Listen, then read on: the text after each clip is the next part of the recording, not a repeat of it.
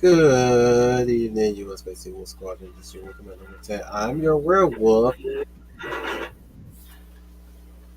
What was that? Good question. I have to say, why are you playing with your toys again? Nah. We are gathered here tonight to talk about our next entry that was supposed to be Thursday's discussion, which happened to be today because everybody else had their own thing to do, unfortunately. Time is a cruel mistress. But we're here today to talk about the King Kong franchise. And this was supposed to be done up to the lead up to Godzilla versus Godzilla Kong, the New Empire, which at last I have not seen yet, but I do plan to see it this time tomorrow. I am with the humblest of writers, Humble Marty. Hello, I am Humble Marty. I write things. Hello. Cute things, baby things, children things, fun things, awesome things. We also have with us the lovely Leia Valor. Good evening, everyone. This is Liv Plus Size, your lovely lady of valor. And like the Godzilla stream, this one is one I won't have a lot of words for. Again, the MonsterVerse is not exactly one of my favorite genres. It may be genres for my fellow compadres here. So they will probably have more to say on this, but I'm very much sure it's going to be a good show. So I know a lot of you out there are anticipating seeing this the new entry in this King Kong Godzilla franchise. And I slowly died inside because I figured King Kong would be more your forte. Wolf, don't die inside. Wolf is it's I've always said that I don't want to bring a stream down. I don't hate it, but it's I just not thought you, I for thought me. you were into Chocolate Monkey. No, I've seen the movies. All the movies you listed here, I have seen, but I can't put them on my category as favorites. I just can't. I just it's not for me. We have the Hound of the South, Dominic Powell. Good evening, everyone, and welcome to part two of our live stream concerning the Monsterverse. But tonight we are going over the king himself, King Kong. Who's currently Kong right now. So we're gonna talk about our wow. Sorry guys, I'm a little low energy. I'll pick it back up. So when we last talked about Godzilla, I went on a long memory lane through my journey through each franchise, right? Mm-hmm. So I'm gonna do just about the same thing with King Kong. And as always, just like Godzilla, my entry to King Kong was I believe it was the 1978 King Kong, which is the one that had the American Suitmation. Am I right, Don? Am I right? He had to step away for a bit. As usual. Well, he's got a party, so he's got to tell everybody to calm down.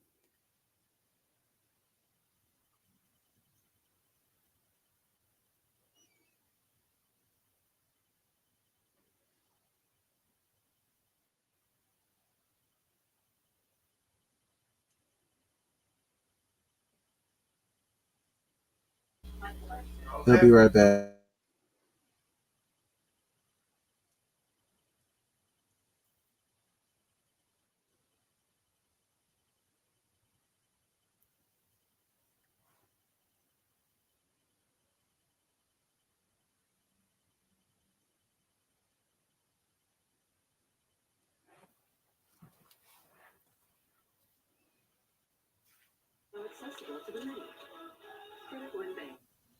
Oh, my radio.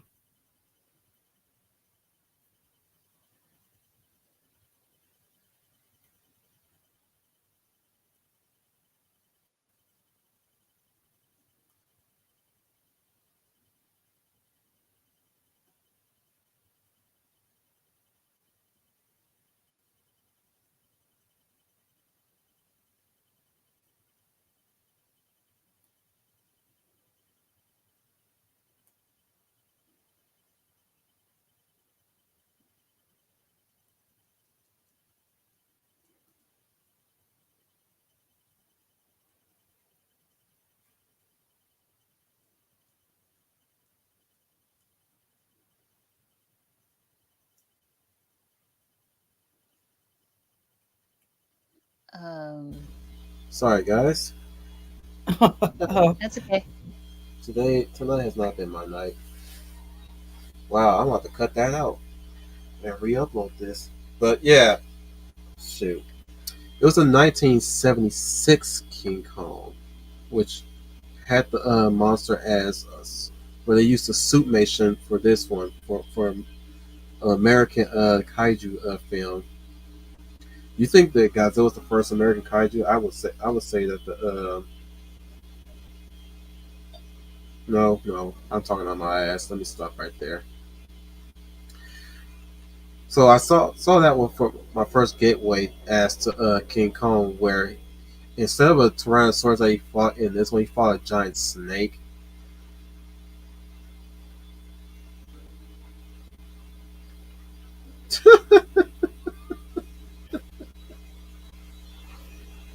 Dark is making snide comments in the Discord as usual. But no, I started with that one.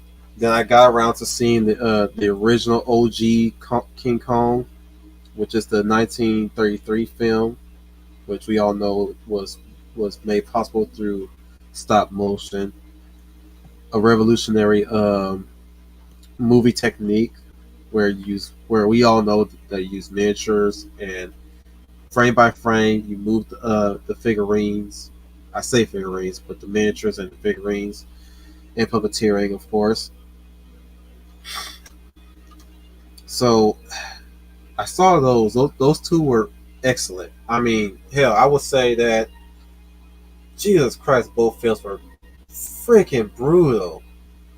From my first experience with them, like seeing Kong in the '76 film rip the snake's mouth open, which is funny. Fun fact: when I was a kid, when I watched that fight, I wanted the snake to win, but I was so mad that Kong won, knowing full well that the snake is a bad monster, you know. hmm I had no problems with Kong beating the Rex in the original film. Of course, I didn't really know about the I didn't know much about Kong after that, other than those two movies, until I saw a commercial clipping of King Kong versus Godzilla, which I wish I saw when I was a kid.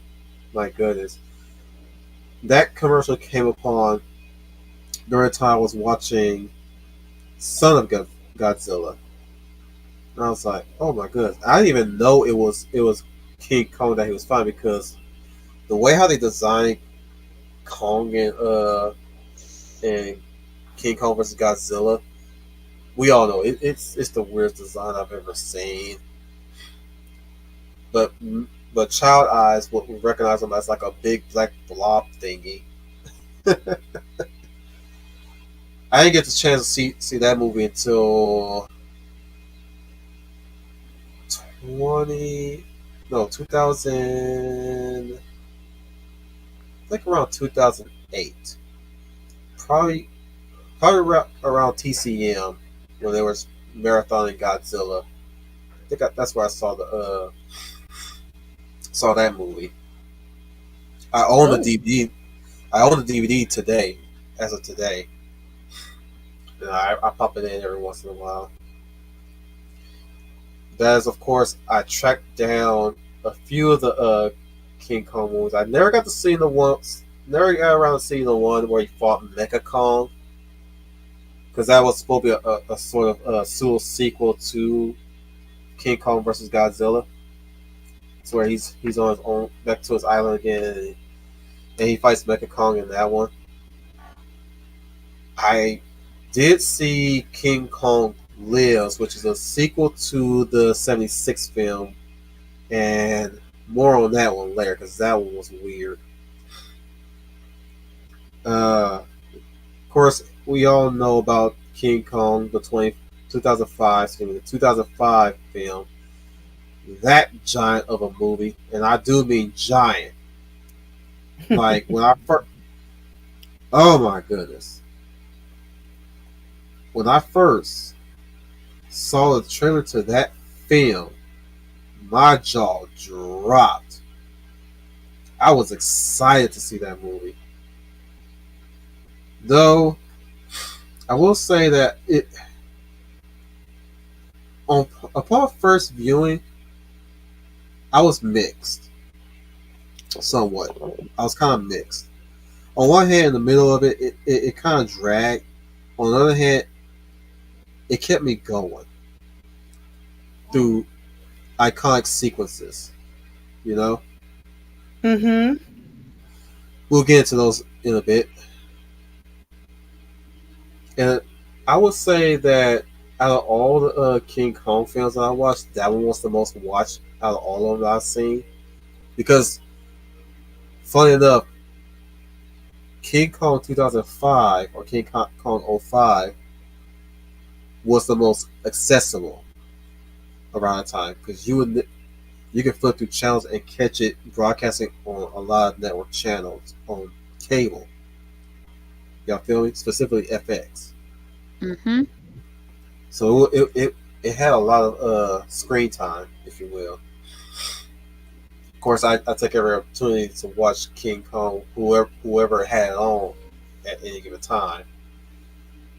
Of course, as the years rolled by, there was barely any Kong content. Of course, there was the cartoon '90s animated show Kong,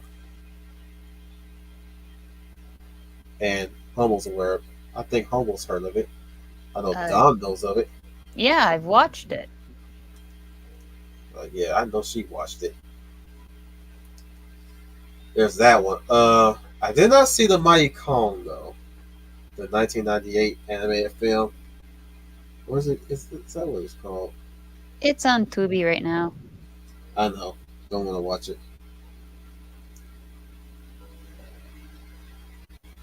But then, as the years went by, we rolled to Kong Skull Island, which when I first saw the trailer, I had reservations. The first teaser did not hook me enough, but until I watched the full official trailer, I was like, okay, I'm sold. I'll go give it a shot. I'll give it a watch. Me and the wife went there to watch it. To say that I was Nonplussed? what? Nonplussed. Overwhelmed will be an understatement. Oh, That movie was great. That movie was cool. excellent. I would say that the carnage. I don't mind you. I don't go to these movies for the carnage per se. Just to give you guys a quick heads up, just disclaimer or what have you. I don't really go to these movies for the carnage per se, but when I do, I want to be pleasantly surprised or pleasantly entertained by the carnage. And man, oh man, I was floored by the carnage on display, especially with the skull crawlers, which will again more on those later. Of course, now when you reach to the end of Skull Island,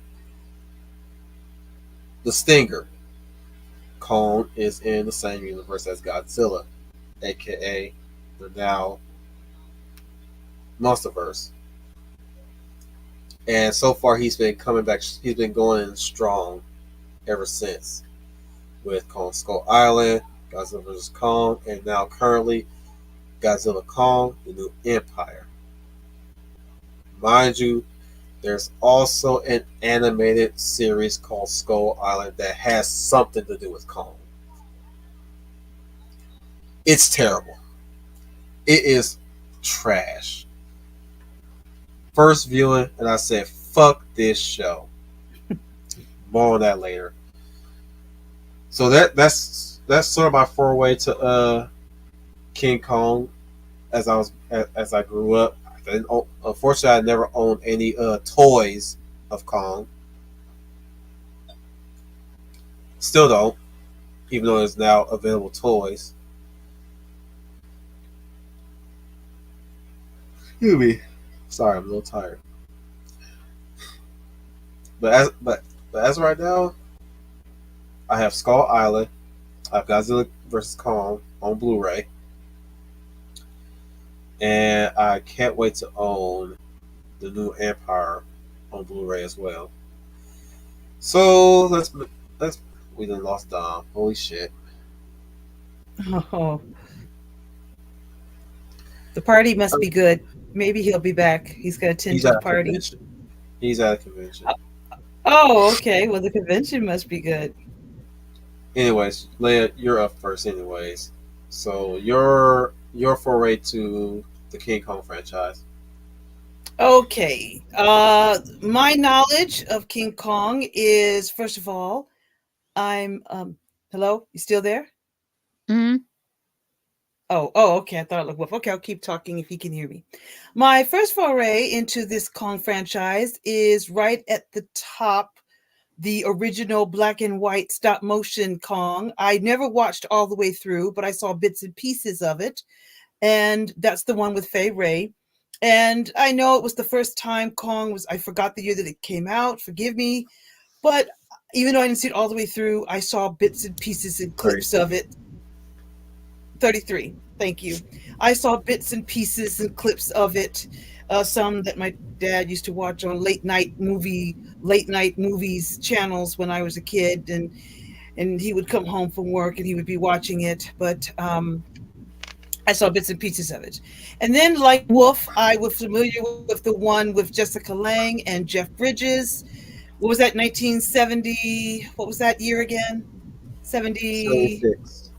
76. Okay, anything before Star Wars, I'm totally oblivious to.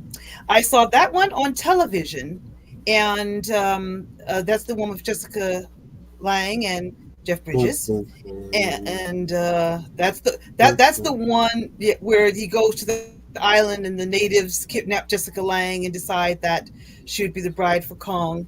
So I saw that one, and then forgot about it. It's just the 33 version. It's a remake. What was it? It's a remake, yeah. Same thing. Yeah, it's a remake, but I'm familiar with the two actors, and I think that's when Jessica Lange made her movie debut. That's a little trivia. That's how I recognize that one. And then I've seen Kong on and off, like the one here in the bad costume, and then with him and Godzilla, I've seen those. Now then came the Peter Jackson version. Now, I did not go to theaters to see this because, as I've stated, I was not a fan of the Kong franchise or the character. So I did not go to the movies to see this. I know Naomi Watts was now the beauty. And what I remember from that is that those giant cockroaches on that island freaked me out. So I do remember that one when they went to the island and they had all sorts of nasty little creatures. And like I said, I saw it at home because my father liked the movie and he has a copy of it on physical media. He actually enjoyed it. He liked Jack Black casting the role, and he just liked the film. My father was more of a big Kong fan than I was, but that's how I was able to see that one. I didn't go to the movie theater. I just saw it on. There's a 3-hour version of it now, and it's It's the definitive version to watch. Okay, I don't know if he has that one. I have to ask him, does he have that version? Every time you see it on FX, it's the 3-hour version. That's the 3 hour version. Okay, I need to Uh-huh. ask him what version he has because that again, I saw it at home, because he has it on physical media, DVD or something. But I'll ask him, does he These have the shots, full 3 hour version? certain shots in the original trailer show up in the 3 hour version. Those were they show some of the deleted scenes in the trailer, and they finally put it back in the 3 hour cut.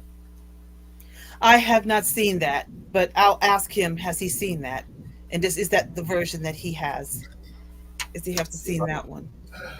And then we have the Kong Skull Island, which again I did not go to the theaters to see. Because again I just was not a fan of the Kong franchise. I just did not connect to the animal of Kong as most people have over the years. I just didn't. And I waited till it came to HBO just to see it. At first I did not want to see it because when I found out that Brie Larson was in it, and I was going through this fallout phase with Brie Larson where I didn't want to give my precious time and money to watch this woman act. But I said, okay, I'll see if I can sit through it. Tom Hiddleston is in it, so I'll try to bear myself through it. And I remember seeing that one, and then we have the latest in the franchise. I forgot where we left off at. Yeah, so in a bottom line, again, I'm not trying to bring the stream down, but this is just a character I just did not connect to. This is, and like I said, I've seen these films, but these films have just never been my favorite. Kong has just never been a motion picture character that I've really connected to or really watched. So forgive me if my knowledge of Kong is limited, but there's really nothing too much I can tell you about it, except yes, I did see the films, but even the modern version of him, I'm not just a fan of, and I'm trying to explain it the best way I can. It just doesn't work for me. It's just a character, an animal, a species, whatever you like to call it, just didn't work for me. Now, one of them I did sit through, and the only reason was because his name slips my mind that fast. Sarsgaard, the other Sarsgaard that used to be in True Blood, was in one of them, and I only sat through it because I knew he was in it, and I remembered him from True Blood. I think it's Alexander Sarsgaard. I think it is, tall blonde guy. Yeah, I sat through that Kong movie because he was in it, and I said, okay, I will sit through it for him. So I sat through it for that one, but. Now you just had to go and do, and you're gonna do a wet Thor too. Don't you know Thor wet in the water does things to me? Stop it. You know it's weak. Can't think when I'm seeing Thor wet in the water. Gives me goosebumps. Okay, now I'm gonna try to get back to the story. You don't do that. That's right. That's not right. See, you getting back at me because I said I wasn't a fan of the. I know what this is. I know what this is, Wolf. You're getting back at me because I said I was not a fan of the Kong. Well, okay, I see. And you, this is trying to get back at me. No. I'm just helping you compensate for your lack of understanding of Kong. That Kong usually has muscular dudes running around with women, him too. So that's one way of connecting me to him. I mean, so remember Jeff Bridges? Even Jeff Bridges had a hairy chest too in the '76 version. Bearing it all with a six pack and a Cadillac. And Dom's back, y'all. Now that Leia's collectively picking her jaw up, let's go into your foray to the Kong franchise, Dom. Well,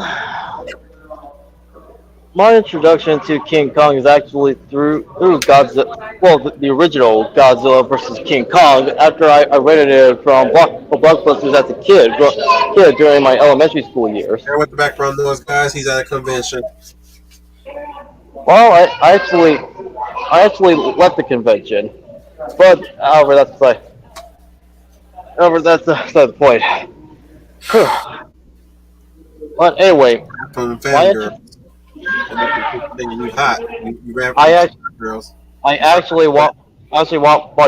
walked from the convention and back to the hotel my friends and I stayed. However, like I said, that's beside the point. My introduction to King Kong was was through the original Godzilla versus King Kong after I rented it along with Godzilla versus Mechagodzilla and Godzilla Jr. And but and during my first and during that watch, I was immediately impressed. But it's like King Kong, his character, as well as looking back, like how it was interesting yet funny. Like what caused Kong as well as Godzilla to face off each other in the original film. And that's obvious. Like the human characters were also like fun to watch too. But afterwards, I did watch the original King Kong movie from Universal, and afterwards, when Peter Jackson did the remake of King Kong, he not only honored the original film, but he also expanded it in several areas, such as as such as as we learn more about the history and cultures of Skull Island, the people and monsters that inhabit it, and eventually King Kong, and how he was able to capture the ferocity yet gentleness of the character. Because in the original King Kong movie, he wasn't really a malevolent monster that went out of his way to torture and kill humans. He was actually very humble, and he only attacks as when he's provoked.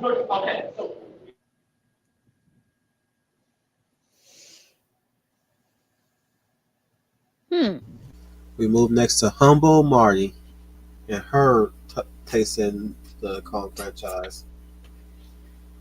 Um, I think my first foray to for the Kong franchise was probably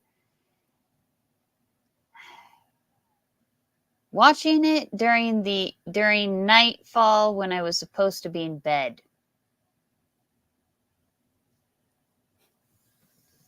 And I don't know which one it was, but I know it was the one where they ended up singing a Hawaiian song as a lullaby to lull Kong to sleep so I could transport him back.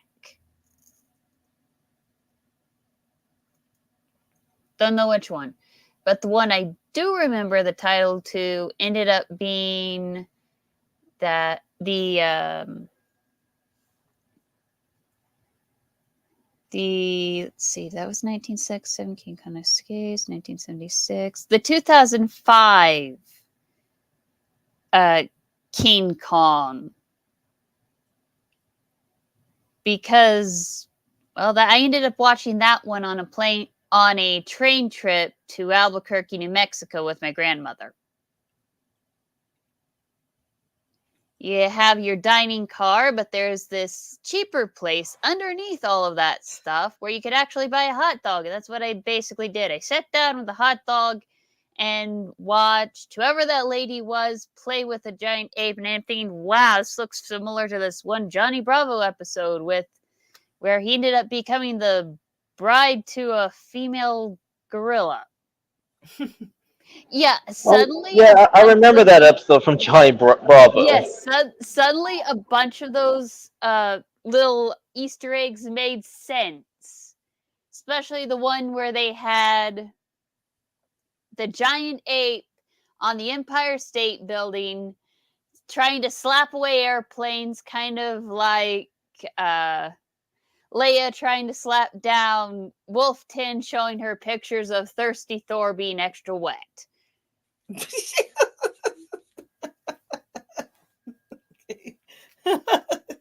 Oh, you got him started. Yes, I did. Good one, Humble. Good one. Good one. I'm not into green men, Wolf. Sorry. The one thing I found really intriguing had been the book. Let's see. Title page.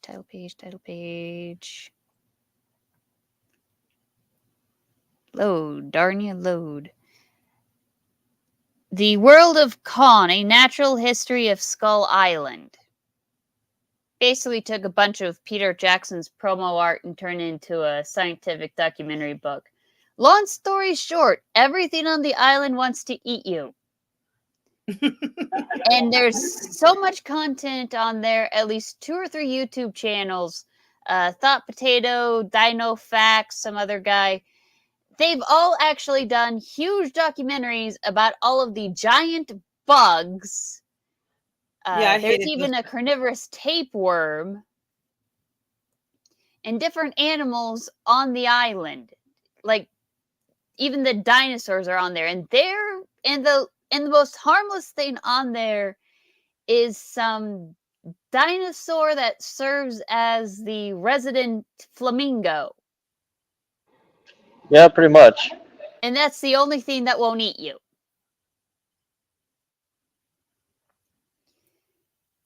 But everything else would. Yeah, the giant bugs freaked me out. Like, okay, that did freak me out, especially when they started eating the crew. Like, oh, come on.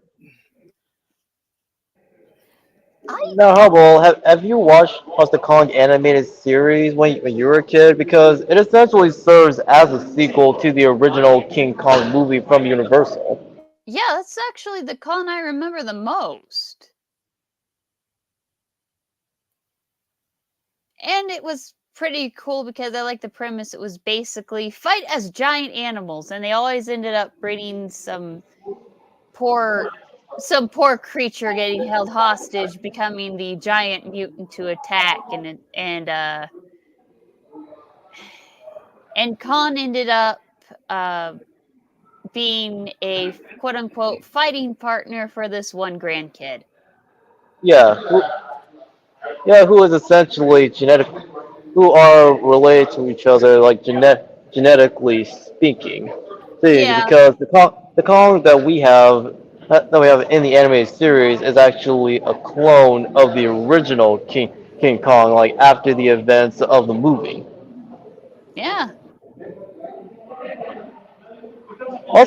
Also, but I still find the DNA merging devices to be rather impressive because it gives an in-universe explanation for how some giant monsters can come to be is if a human merges like with the nearest animal. However, the reverse can happen as well, but in this case for Kong and also his brother. Where he uses the machine on Kong, and he actually carries him around inside him. But there's a time limit because obviously with Kong being a giant ape, he can't really stay inside of his brother's body for too long. Yeah, taking a giant ape and having it basically stick in an enclosed space, you might as well be ready to explode.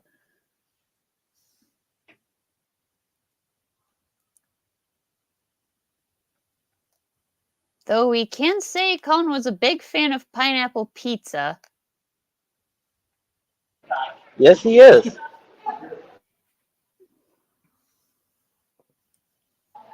Although to briefly go back to Peter Jackson's King Kong movie, as mentioned earlier, it is a remake of the original movie. It respects the source material. However, it wasn't a full-on shot to shot like recreation of the original film.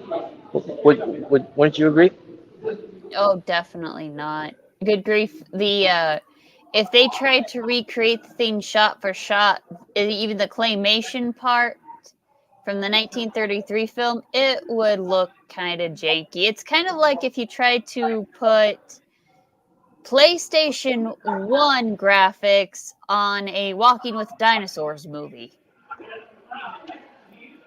Yeah, well. This would probably look like. Oh yeah. Even though it's not intentional, but you can't help but feel that the people at Hollywood learned their lesson for when they did a remake of Psycho, and they actually made a shot-to-shot recreation of the original film.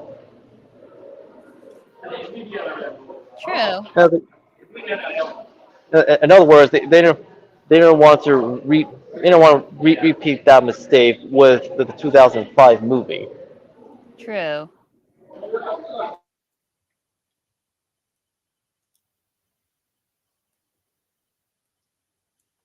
That would look odd. Yeah, I will say, hey though, much like the original, it is a rather the ending is still tragic and sad because of Kong. Oh, like he is not a malicious monster. Yeah, they kind of went with an old Yeller ending. And you actually and the character and also and you can't well also like in that movie like the characters like felt sorry for what happened to Kong in the end and not just the woman. I should not be blanking on her name. But when she actually got to know Kong, And she realizes how much of a literal gentle giant he was. Her name was Anne, wasn't she? yeah, Yes, thank you. Yeah, it was Anne. And also, at that time, I was impressed by Jack Black's performance. Of course, because Yeah, was it his? Well, would you say this is his first movie playing a dramatic role? yeah. yeah, that. Yeah, my dad said. Well, it's my dad. My dad likes Jack Black. He's a Jack Black fan, but he said he was one of his favorite characters from the film was the Jack Black character as the director. Yeah, so I would say that. Yeah, I'll give that to Jack Black. He did do a good performance in it. Because when my dad saw it, he said, "You're Jack Black. I really like that guy as an actor. I like it when he does comedy." He says, "I like when he does, I like his comedies, and I I kind of like his do music not better here." need a microphone. My voice is fucking powerful. Okay. Ah! Sorry. King Kong, aka Women Will Kill You. Yeah, right. I did not mean to blow your mind, but that shit happens to me all the time. Oh, okay. So yes, Tom, I would say And Jack Black did a good performance. My favorite of Tenacious D songs, Master Exploder.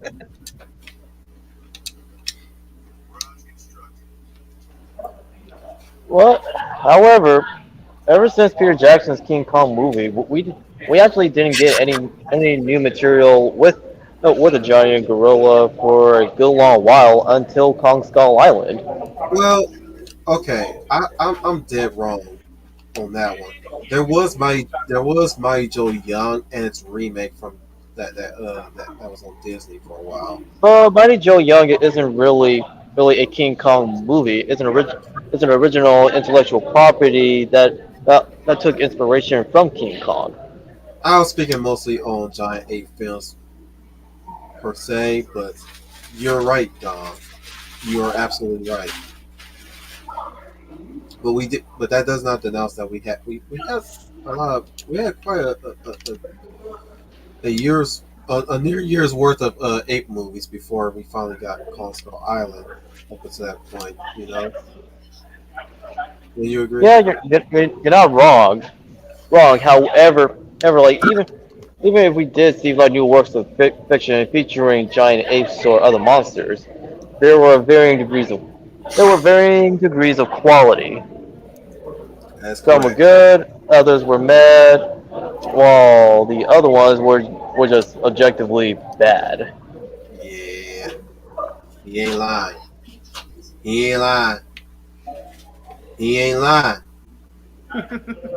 My homie ain't lying. My homie don't lie.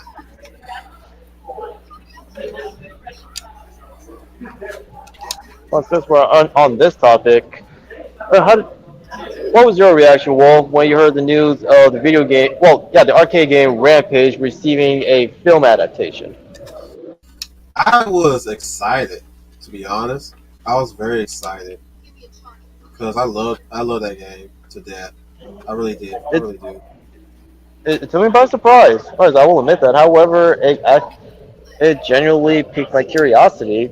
And actually made me want to go to the theater and watch it.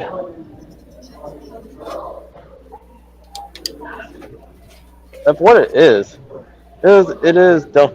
It is dumb action sci-fi fun. As Oh, it should. because like that's what because like that was that's how it was like in the game. Damn right. Yeah, so I will give the studio the writing team as well as the director credit for doing the film adaptation of Rampage Justice. Like in spite of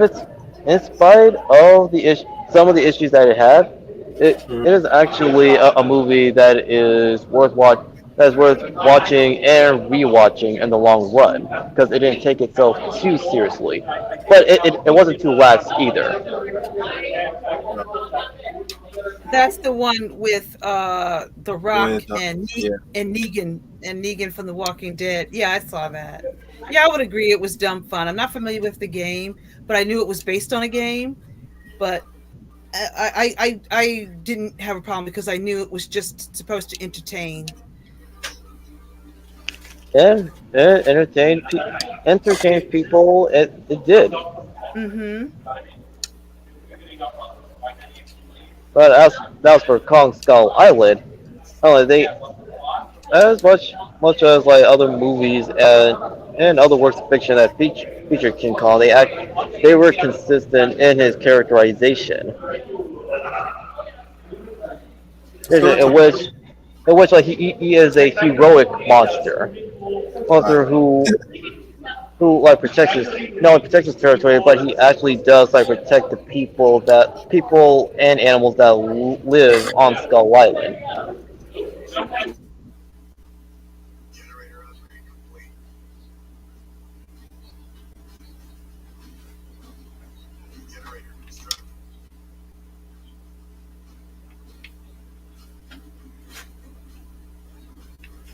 Yeah, I would say that about Skull Island.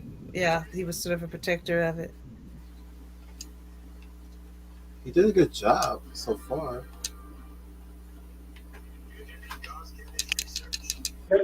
No, but the question is, feels like when he does come back for the new Godzilla versus King Kong. Oh, like when did he how how did Monarch get him to leave from the actual island and place him in that habitat which mimicked the actual island? You don't get no answer for that shit. It's all informed, which really sucks. It really sucks that was the route they were going with Skull Island, which is it just got wiped out by a big ass storm, and now we're only for them to focus on the Hollow Earth at this point. And I Well, was I still call bullcrap on that too because they should have kept Skull Island because it is a major major part of Kong's side of the monster verse. yeah. First, before Legendary came in and started to do a new like monsterverse like with Godzilla and his familiar cast of characters after learning the lesson from Godzilla 1998. Right. Let's get into the nitty gritty. Let's go with the 76 version real fast, Okay. and how that one compares to most iterations. Like I said its sequel was a weird case, and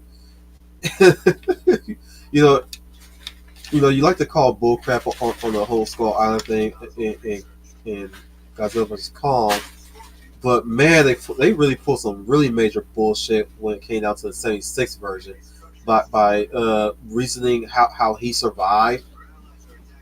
They somehow resurrected him, or somehow his heart has stopped. Now, mind you, I don't know if Leia knows the 76 version on how he died, the circumstances. Instead of the aeroplanes, they used helicopters this time. Did you know about that, Leia? Yeah, I remember the ending when he meets his demise. It wasn't airplanes; it was military helicopters, I believe, Yeah. or Yep, yep. I believe that's how he met it demise. He still climbed the building, but they Yes, he used did. military. I thought it was guns, but yeah, that's how he was taken out. Yeah. So yeah, the way we went, his demise was still kind of similar. In this one, he's trying to get some pussy in this sequel, for lack of better words.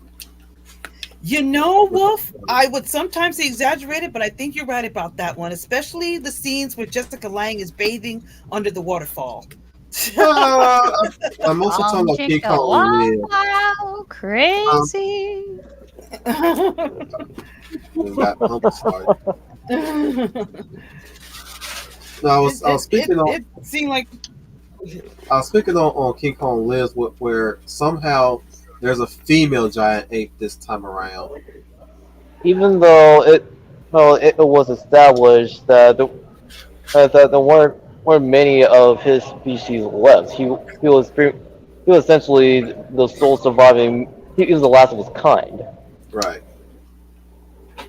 That was hilarious though, and somehow she's able to make a human-sized baby ape, which is essentially a person in a costume, an ape costume, anyways.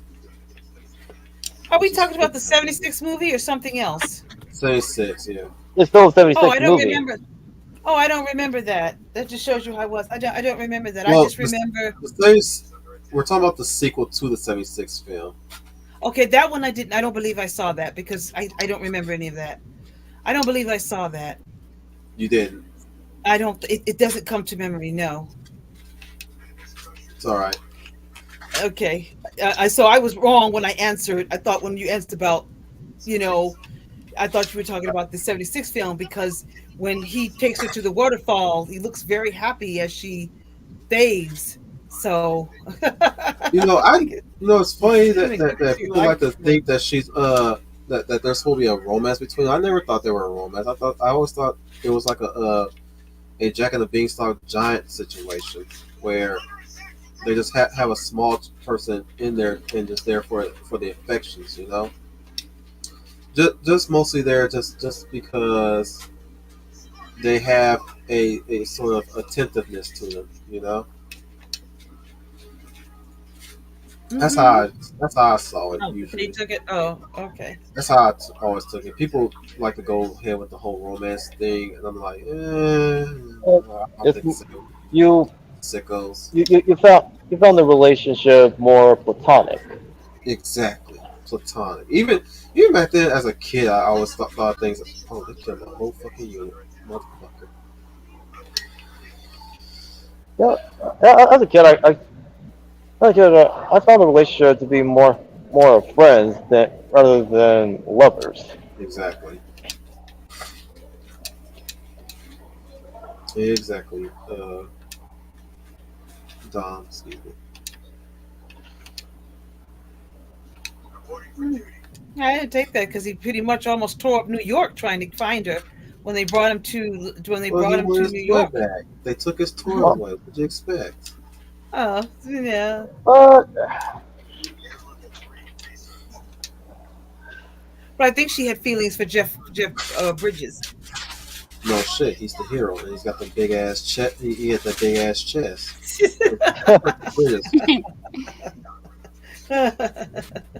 I'm just saying, no shit. She wanted that bridge. She wanted that bridge gapper. Oh, good. She wanted to build bridges. Ha ha ha ha ha ha! I get it. Wink, wink. Now there was a 2005 Kong video game, which I sorely wish I had got the pleasure of playing more times than just the demo. that game is not only fun, but it has aged very well after all these years because it remains one of the best best video game tie-ins to a film. Them V-Rexes got on my fucking nerves. They got on my nerves sometimes. And most due to the fact that they took too long to knock down sometimes. They would get on my fucking nerves. You know what I'm talking about, right, Don? Yeah. But if, I would say like even between like the original as well as Peter Jackson's 2005 remake. Anyway, Colin like didn't treat Anna as a toy. That's why like he acknowledges her as a living being like him, and you can still like feel a friendship forming between the two. Very true, Dom. Very true. And I'm sorry, I was laughing at Neil Star. See, Neil Star, you got him started. You got him started. Well, he sure is pounding beef right there. Okay. So long as he pounds some beef, she's happy.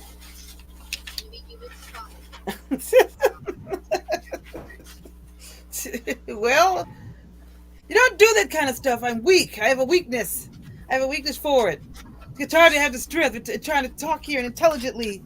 And Neil Star had to make the comment. I'm listening to Dom make a very good, intelligent response. And then here goes Neil Star. And then you just had to respond. Here's your Doman twins. Doman twins. Oh, you're good. You're really good. You know, Okay. All right. They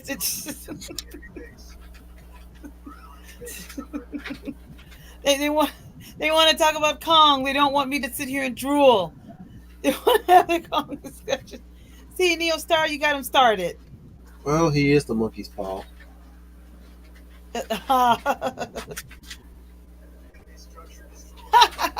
Okay, Neil Star, you win there. You win there. Continue, Dom. I'm sorry about the interruptions. Continue, please, if you have more to say. Well, I don't really have anything else to add.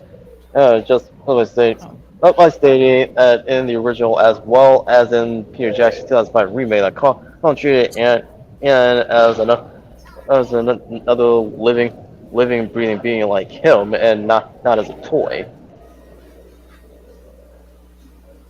Correct.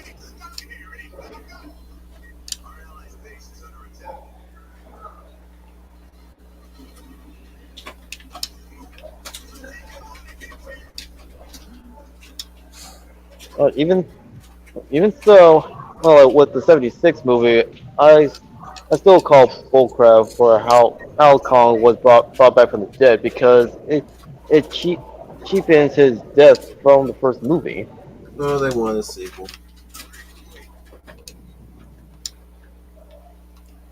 You know, I never saw it. I'll look it up one day, but I'm trying to remember, and I don't remember seeing this.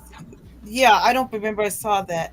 I don't think that did very well at the box office. So you could have a point there, Dom, that maybe people felt that it cheated. A lot of people felt that, well, his death meant nothing, and it cheated his death in the movie, in the '76 movie.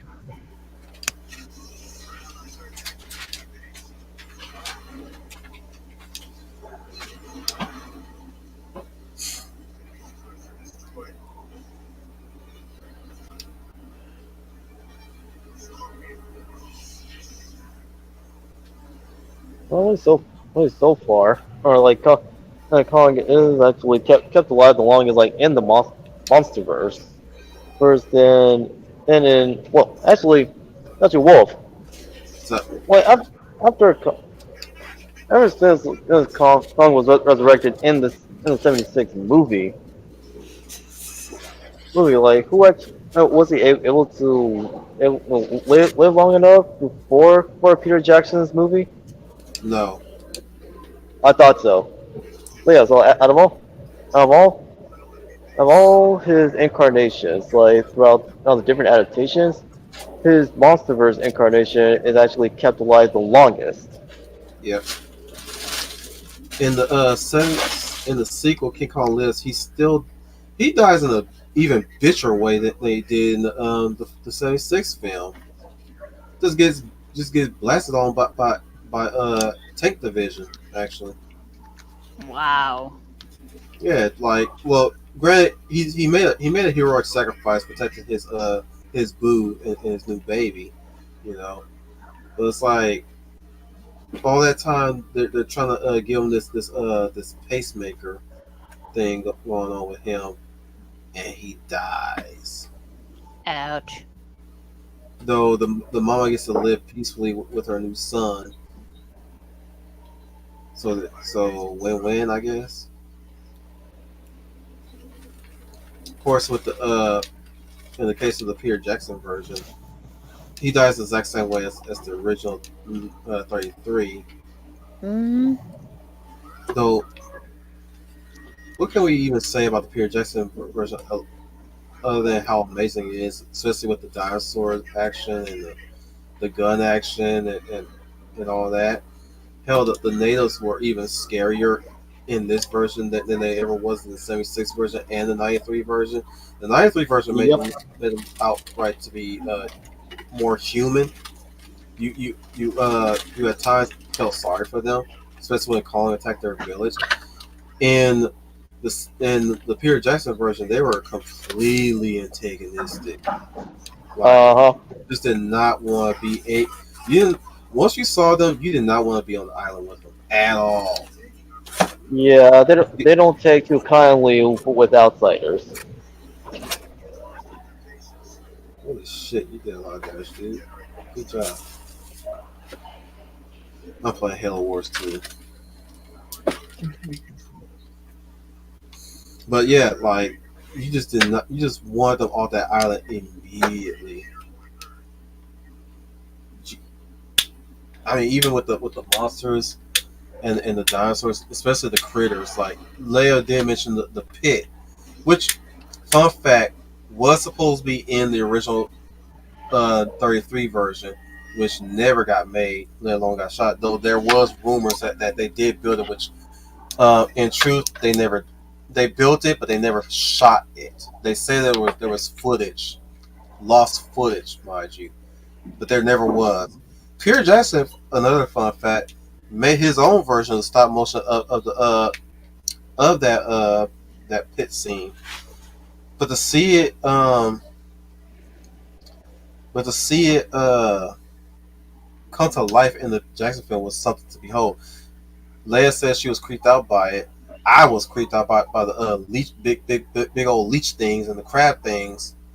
Not so much the hoppity grasshopper looking things, cricket things, but man, oh man, when they were the leeches were terrifying. Yeah. Oh yeah, those too. Which is funny because Andy Serkis is playing two roles. He's playing the role of Kong, and he's playing the role of the what's his face? What's his name? He has a name. I forgot.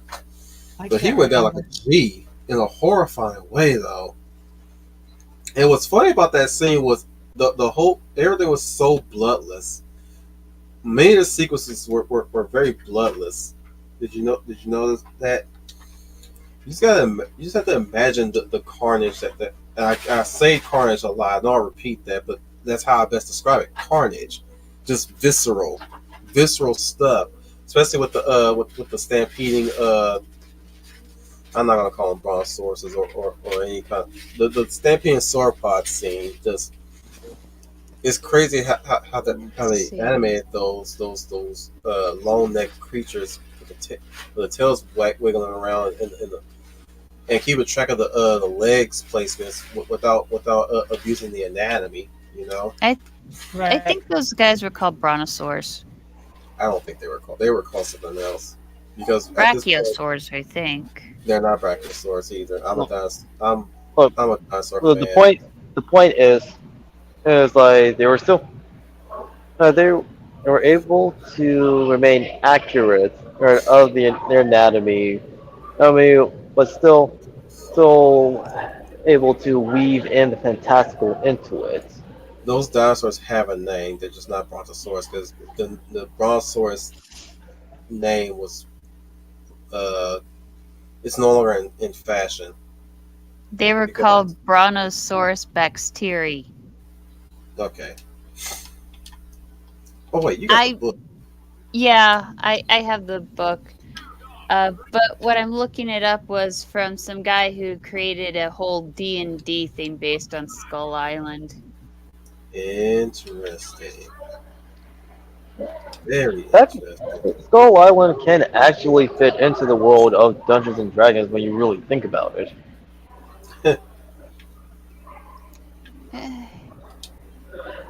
It would probably fit perfectly for first edition D&D because you end up having to get used to a lot of characters becoming dino num-nums.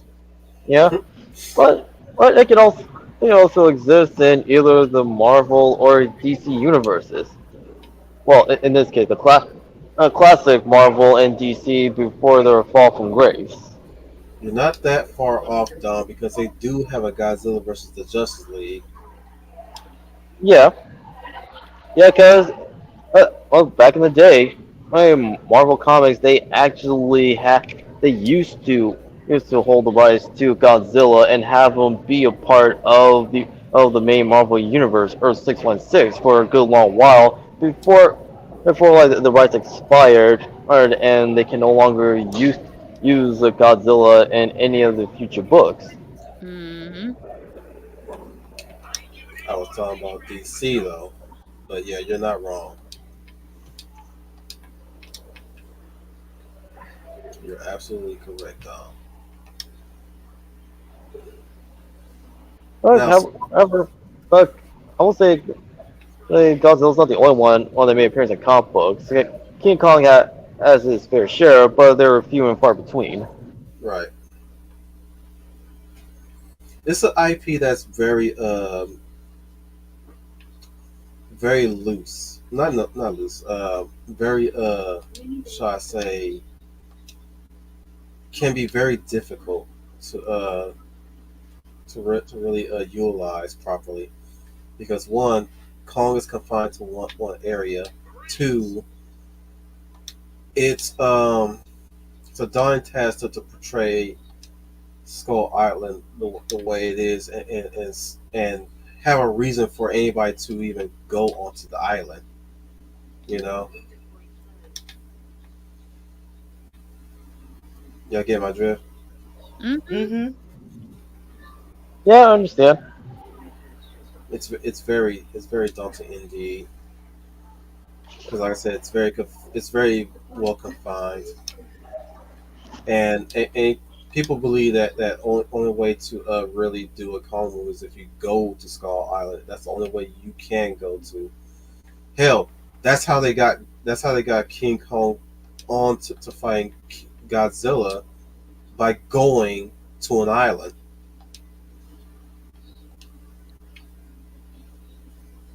Like you would never catch a Kong movie without him on an island. It's impossible. Look what happened with I mean, just look at what happened with King Kong Lives. Yeah. I hate to say it, guys, but yeah, that's the reason why he's so underutilized. Is because he's too confined.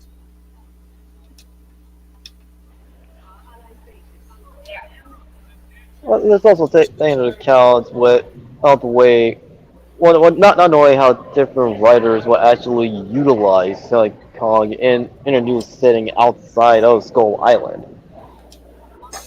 Like it takes a skill to really utilize him to his full potential. Hmm. Kind of like how when you write Superman. Yeah.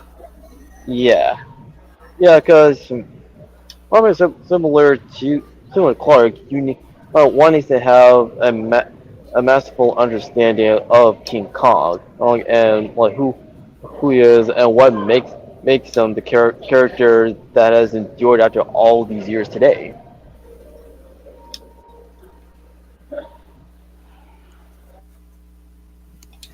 Like he may be a giant ape, but he's not stupid. Hmm. That's another thing. You have to find a way to utilize him critically with his critical thinking. He's a thinking beast. I mean, look at what he did to Godzilla's throat when they first fought. He shoved a tree down it. Uh huh. Oh, that's one way to get a root canal. He did it again. Or the way, or or how Kong learned that the Skull Island he's in is not the actual one. Caught wind of the illusion. Mm-hmm. Ah, yeah. That's right. Just straight up, just grab a tree, turn it into a fucking spear, and chuck that shit. It's like get me the fuck out of here. I don't need to be in this motherfucker. Had me laughing my ass off. I was like, oh, he suspects something. That's right. Show him who's boss. Shit.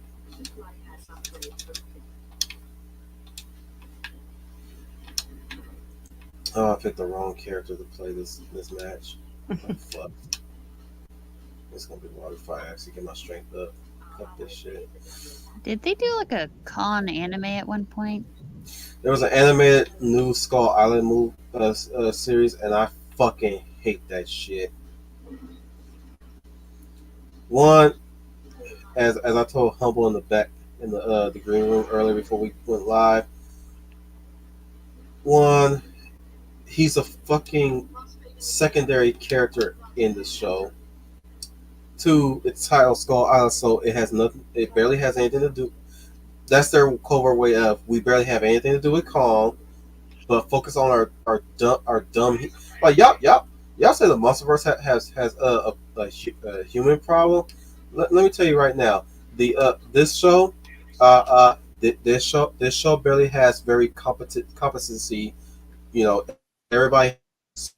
I'm doing a Jeff Goldblum impression, by the way. Wait, they're about as smart as a murder victim in a slasher film? Pretty much. Oh, wow, that's in the negatives.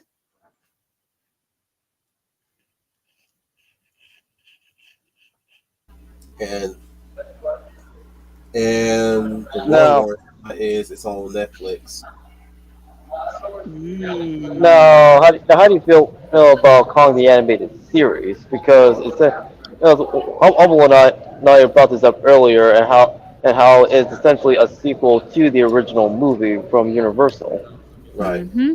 I still like that series. Believe it or not. Yeah, it's still a worthy continuation of the original 1933 film. No, because the impact that the original King Kong left behind were not ignored. Right, and even though the Kong we're following is a clone of the original, he is still his own distinct entity. Mm-hmm. I always love how creative they get with the monster designs whenever time they bio merge.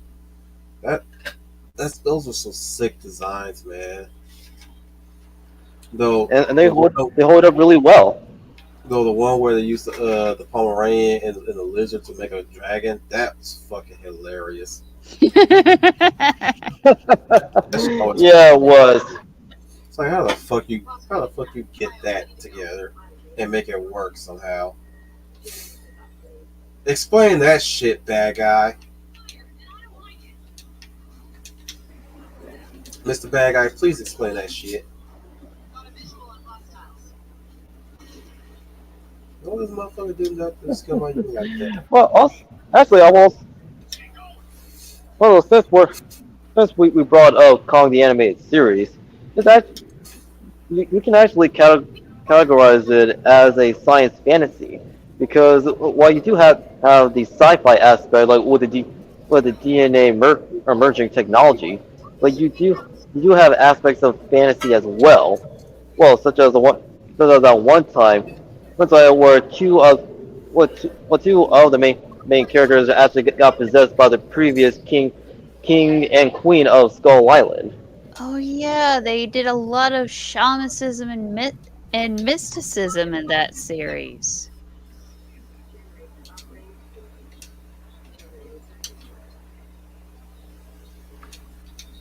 Yeah, but adding in the mysticism like in Kong the animated series series felt natural instead of well clashing with the sci-fi aspect. Hmm.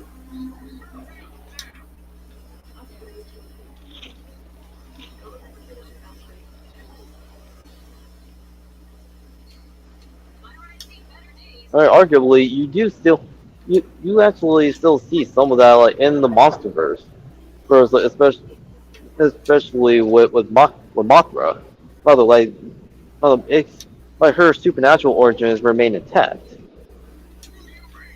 Mm-hmm.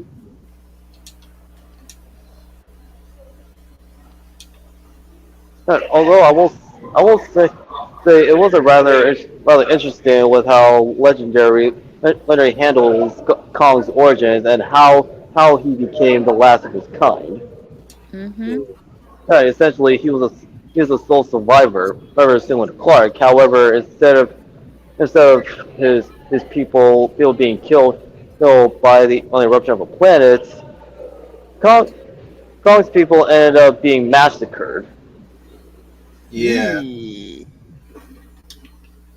they're not ready to tell that story yet. Not entirely. That's Yeah, but there's still a mystery of what actually happened.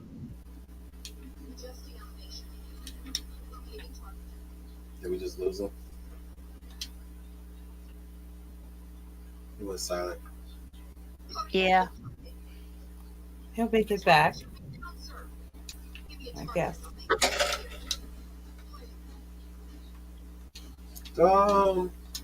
Avoid the light. That is the boobas. Oh, goodness. Oh, goodness.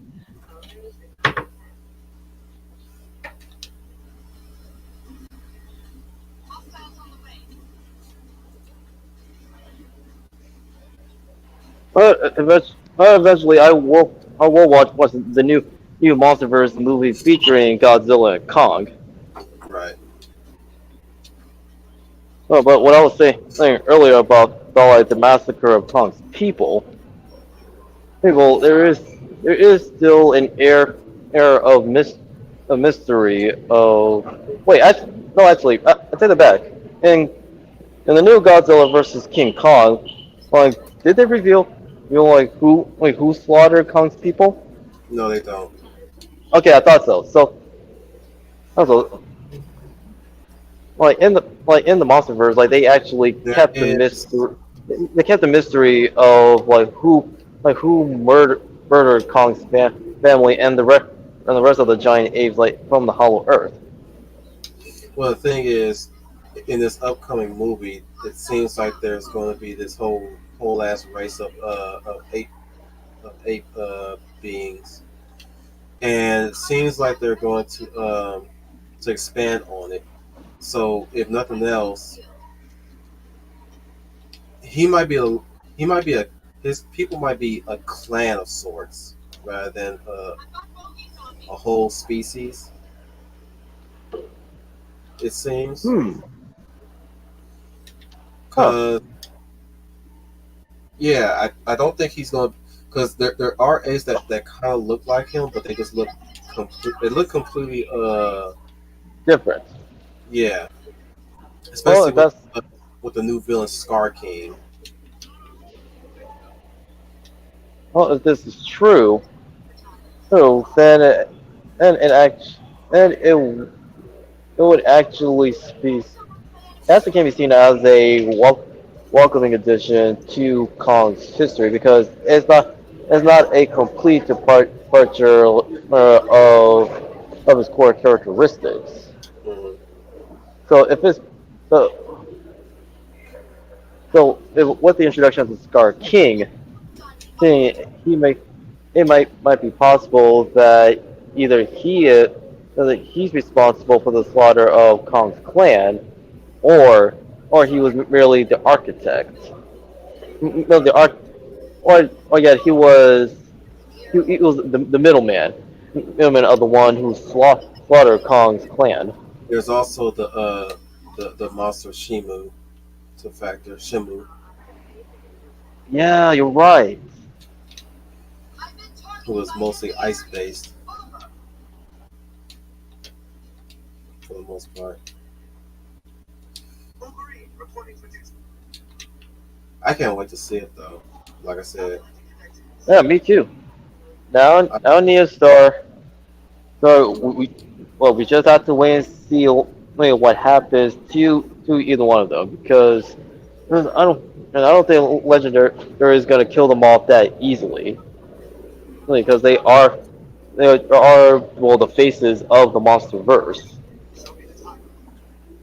as I said before, the whole human thing is what everybody's been criticizing about.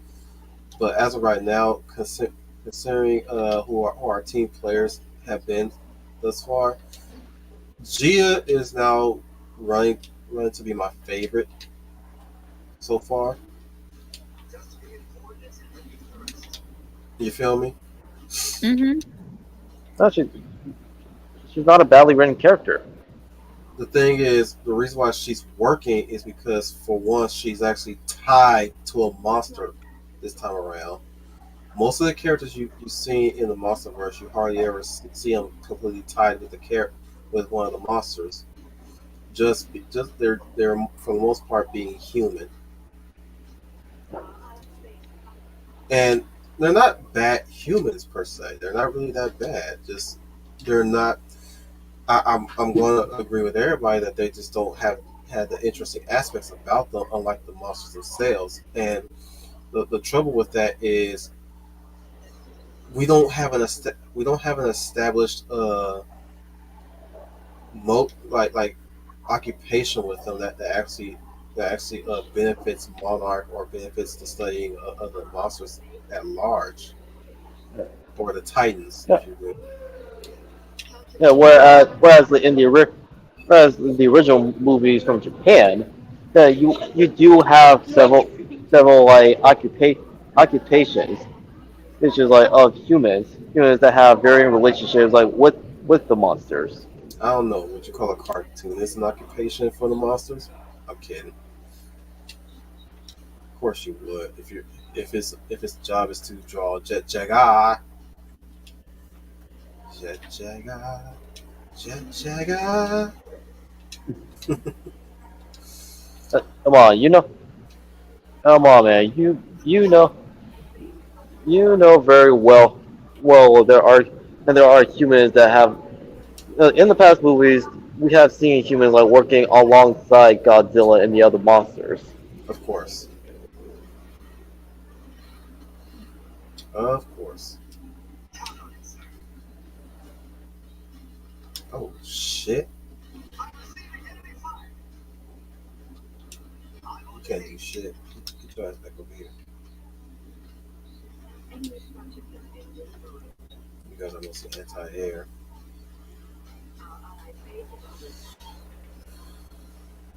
Anything else Kong related that y'all want to talk about, or do you guys want to wrap it up now? Hmm. It is a Well, Saturday. We can talk about a lot of stuff. We can talk about the Rampage games since Don brought them up. I have never played them, so I don't know if I have too much to say on it. Well, it's only tangentially tied to King Kong because of the giant ape George. Yeah, I can talk a lot about Percy Jackson's animals. All the creature, But the I creature don't think features people from Peter would want to Jackson's lose their movies. appetite by Easter. Yeah. But speaking of the monsters from Peter Jackson's King Kong, even like with the effects, like they have aged very well. Oh, so much better than most of today's films and TV shows. Well, nature effects always age pretty well. And if there's a white-furred Kid Kong, then it's likely a nod to Son of Kong, which likely means King Kong might not be around much longer.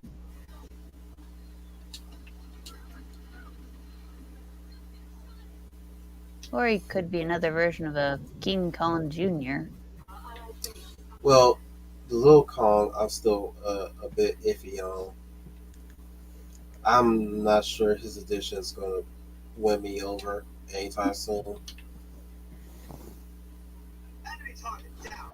And like I said, we just need to see what happens in Godzilla versus King Kong 2. Which one day, once I get around to watching that, I might do a stream on talking about it. And yes, spoilers abound. But nevertheless, after all these years, King Kong, unlike Godzilla, but he is a rather enduring character that manages to stay alive after all these years. And same goes with his film series, inspired by the varying degrees of quality. Oh, to make a long story short, he's not going anywhere anytime soon. No, he's not. He is here to stay. You gotta deal with it, bitches. Well, it looks like they're both, Godzilla and Kong, are having a resurgence.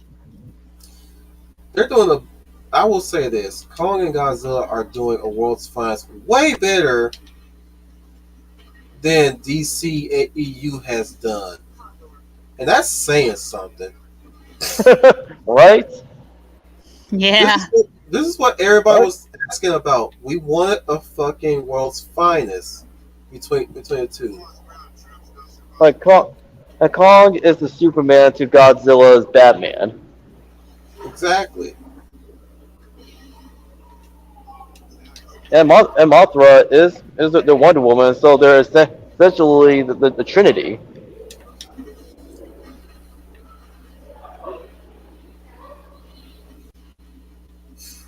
Maybe that's why it's so successful. We know DC has crapped up the Warner Brothers, the current Warner Brothers, crapped up the DC stuff that we deserve, and these monsters are taking their place,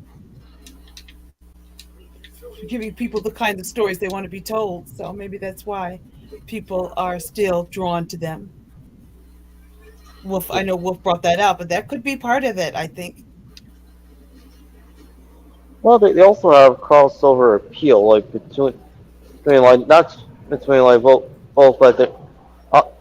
both like Japanese as well as American audiences. Well, there is They've become the hallmarks of their respective cultures' impact. Well, yeah, their respective cultures or history.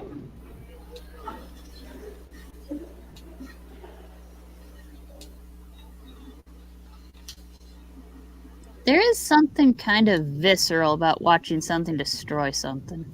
Mm-hmm.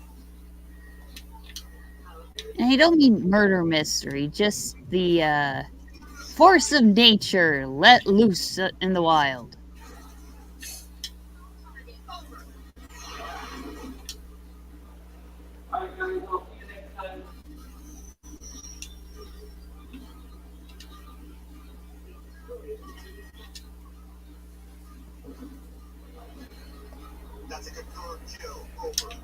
No, well, with Godzilla, Kong, and the rest of these monsters, yeah, they're titans that represent different aspects of nature.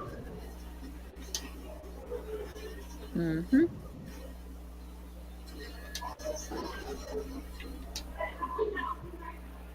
I never saw it like that before.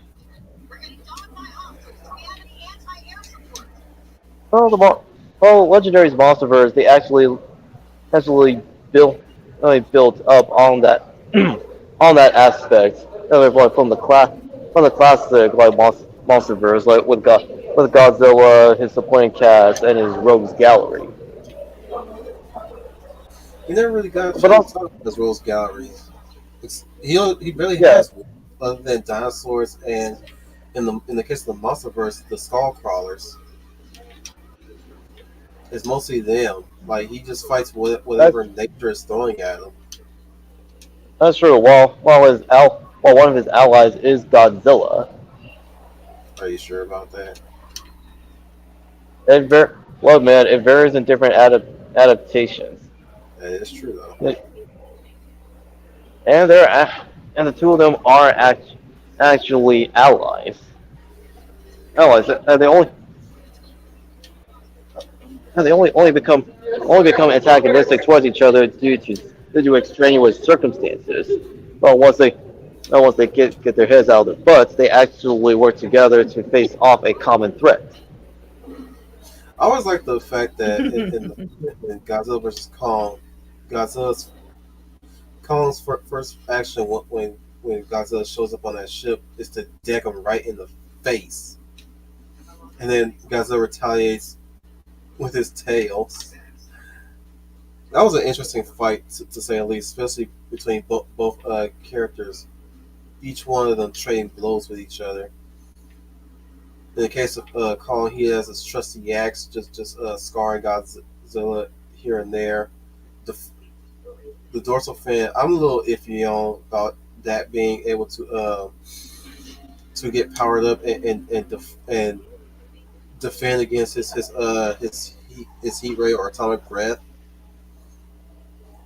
I did like the way I attacked Team Mechagodzilla in that film. A lot of people, as a point of contention, didn't really like Mechagodzilla's design. I didn't mind it really I per didn't mind it se. either. It's not the best one. That one goes to Kiryu. So thus far, Kiryu will always be my favorite out of all the Mechagodzilla designs. Next to the his first debut design. But my thing is, I'm always entertained by how Kong reacts to everybody around him, especially with Gia, and especially with his environment. I love the way how he fought the war bats was wicked brutal, man.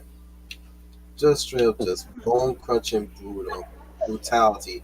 Especially drinking the freaking brains out of the thing's head. Yep, that was very gnarly. Oh, well, one more thing before we start wrapping things up. I highlight Neostar's comment about Kong being the Batman in this scenario. He's not a bad man. Exactly. Also, I do remember Titano from DC Comics, Neostar, and that is a rather deep cut because hardly DC ever utilized that particular supervillain. They never worked together in the original. They literally fought each other. And what was interesting, and I want to give Toho the utmost respect for the original. They allowed Kong. They intended for Kong to win. No matter anybody who tries to debate you, let this be known. Toho intended for Kong to win that fight. No matter what, even if you are a Godzilla fan, they want him to win that fight. Did y'all know that? Didn't know that. Now you do. They say it As right the whole there. thing goes, the more you know. That as I said, Toho said Kong was the winner in that fight. That's why the ending ends with him swimming away back to the island. They don't really call it Skull Island per se. I'm not sure, but he swims back. But they also add in the they also add in they also added in the Godzilla roar, which one trivia I forgot to bring up in the Godzilla discussion was, you guys know how they did the roar? Did any of you guys know how they did the roar? No, I don't. Some type of special effect. Nope. Well, oh. No special and sound effects. Oh, Rubber glove rubbing against a bass violin. oh wow. Rubbing Yeah, that against would certainly do it. the that sound. Oh, that's creative. I think they also use a balloon too, but I'm not sure. I could be wrong. I could be wrong. But yeah, that's one factoid that you guys probably it's at this point kind of common knowledge, but not everybody knows about that. He's not wrong. Now, if I had to say which roar is my favorite roar of King Kong, I would say it's between Muscleverse Kong and Peter Jackson's Kong. Though personal preference does goes back to 76's roar. You know that. And only because they recycled that roar for a lot of monsters in old '90s cartoons. You know, they use that a lot. You may have heard it a few times, but didn't notice it. That I will say.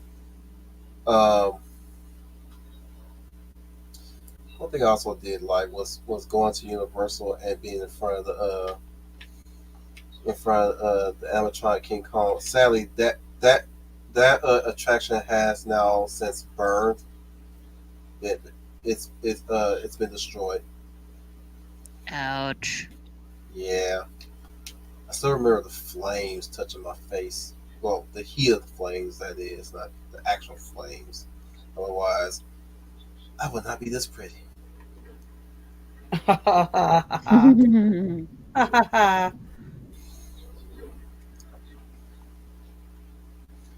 I was talking about some Konami Kong content, of which I've never heard of.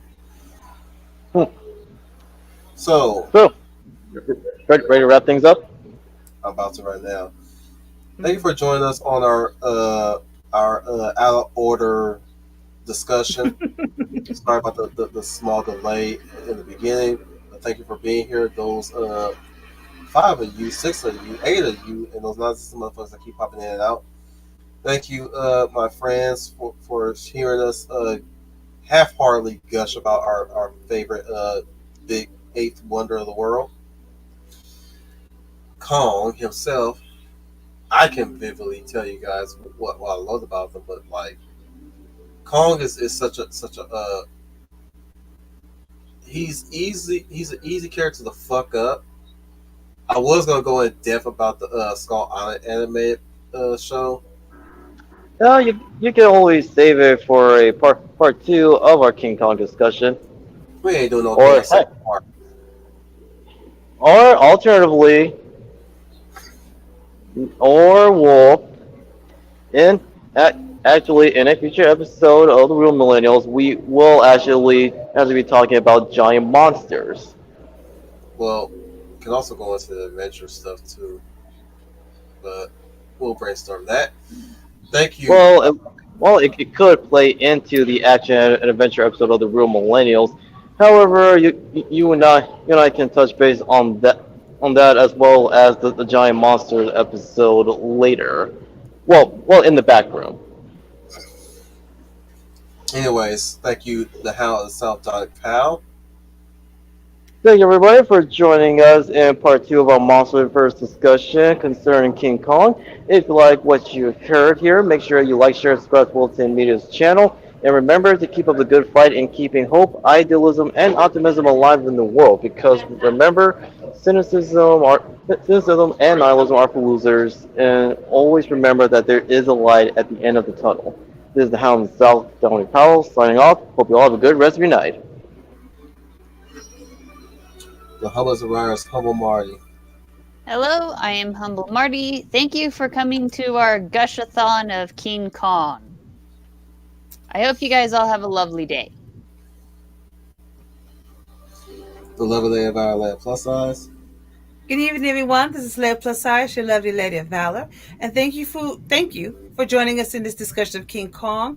If there's some other facts that we did not mention, or if you want to make mention of any of the Kong movies that we may have not mentioned, you can leave it in the comments below. I'm sure Wolf will appreciate it. And I will leave you with this, even though I'm not a big fan of this franchise. For those of you that are going to see the new movie, I hope you get your money's worth and you enjoy yourself. You have a nice time, and good evening to you, and hope to see you next week.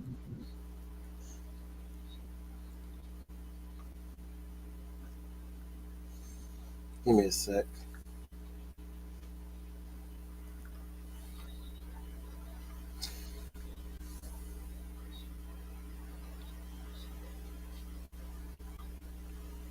So coming up in our list of things that we're gonna be covering, we still got some more Real Millennials content coming in.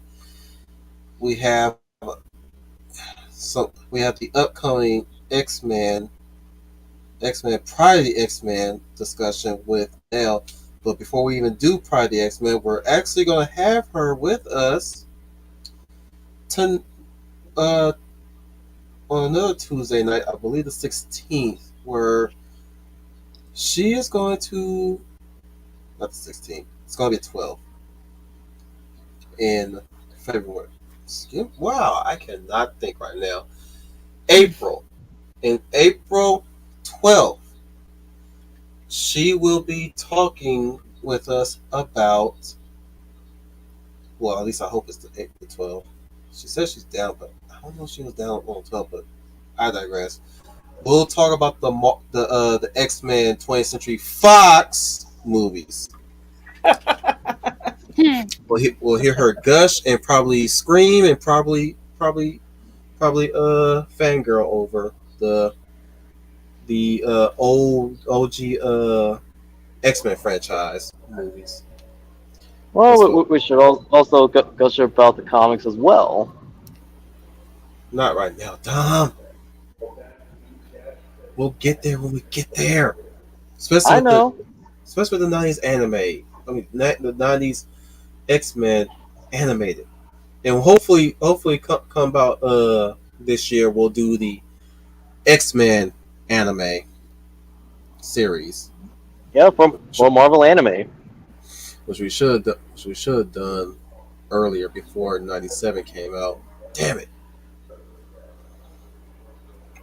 It's hard to plan shit out when you got the air unpredictability. But then again, we'll be doing some more shit. We, along with the Blade trilogy coming up in October, we're definitely going to be covering someday the third and last Robotech season, Genesis Climber Mospeada.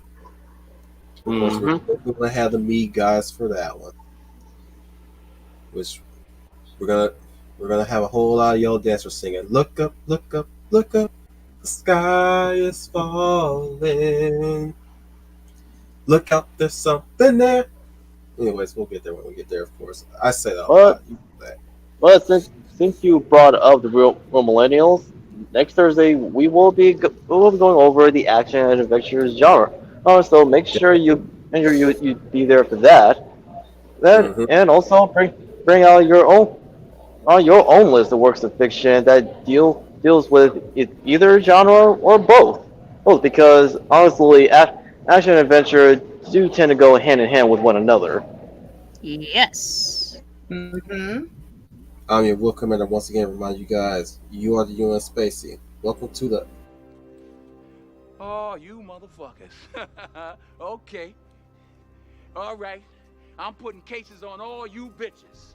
Huh? You think you can do this shit? Yay! You think you can do this to me?